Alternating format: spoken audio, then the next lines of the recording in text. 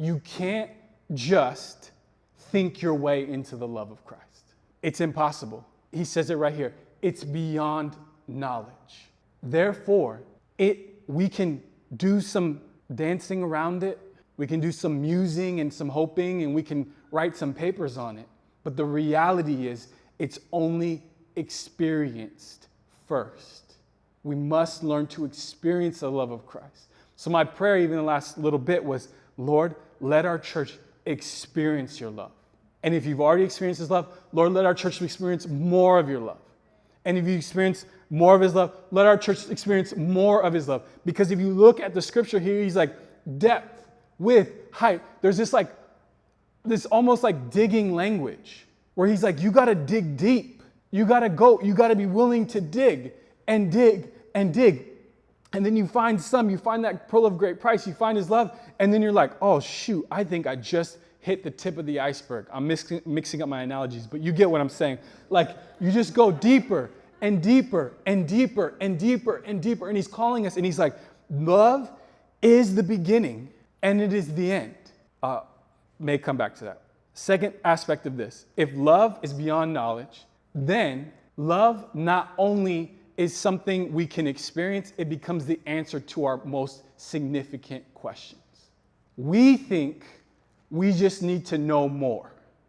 We think if I can just obtain more knowledge, if I can just obtain more understanding, if I can just get another degree or another certification, or I can just finish my college, whatever it might be, get my high school diploma, whatever that is, I will obtain. But he's saying there's a problem is there's something in our hearts, so deep in our hearts, that has to be experienced first. And then not only is it experienced, Jesus' love becomes the answer to our deepest questions. We begin to, like, you know that song, and the things of this world grow, what is that? Grow strangely dim. The problems, the concerns, the frustrations, the lack of provision, the things of this world will begin in the experience of his love, will begin to answer the deepest questions of our hearts. And then the world won't make as much sense, but it will make much more sense. You become detached from the world. You won't have the same desire for the world that you might have had before. But there'll be this reality that you'll walk in and this truth that you'll walk in because you experience the love of Christ. I'm not just making this up. That you may be filled. And he's talking about love of Christ. End of verse 19. That you may be filled to the measure of all the fullness of God.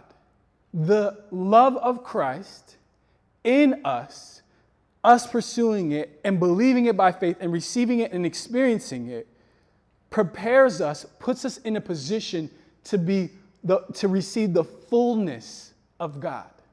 The fullness. That sounds like a lot. He's the God who created the universe. You think, I need to know what I need to do next for my job. You need the love of Christ, right? We talked about this. We think, I don't know what to do with my family. They're frustrated and they drive me crazy. I have family that drives me crazy too. The first answer is the love of Christ. In that, we experience the fullness we desire. And the things of the world begin to fade away. So one, we have to experience it. Two, his love becomes the answer. And three, it becomes the fullness of our existence. It becomes the magnum opus.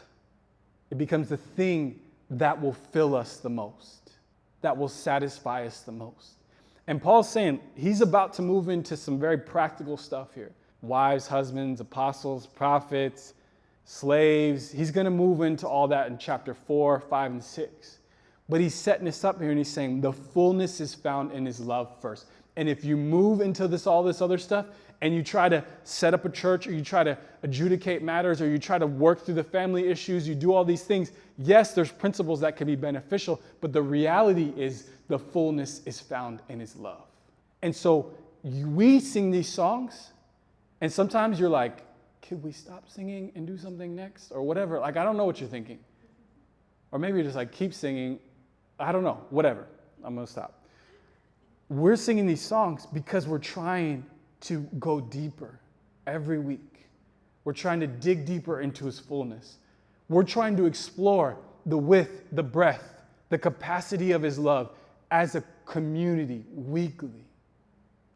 And we're in this point where as a community, we're learning. We're learning. We're small, but we're mighty. We're learning to develop. We're learning to move forward. We're learning how to love our city. We're building partnerships. We're seeing good work happen in South LA. We're seeing stuff that's potentially here for Pasadena, even in the farmers market, whatever it is. Like, there's things happening. And God's bringing people and shaping what's going on.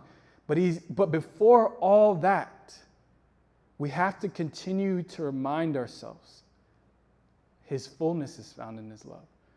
The desire of our hearts is found in his love. Our truest thing, the thing that we want most, comes first from his love. And I like what Paul does here, because he's not just saying love is this ethereal thing. It's just like we sit in it and all that stuff. He's tying the love of Christ to the strengthening of us. And he's saying, you want to learn how to walk out your life, but you can't fully do that with all the fullness and all the capacity until the love of Christ is working in you. Because it not only brings you into euphoric moments and encouraging moments, and it breaks away shame, it strengthens our hearts. I was imagining in worship, we're just our hearts like opening up, and God going into some of the deepest places in our heart.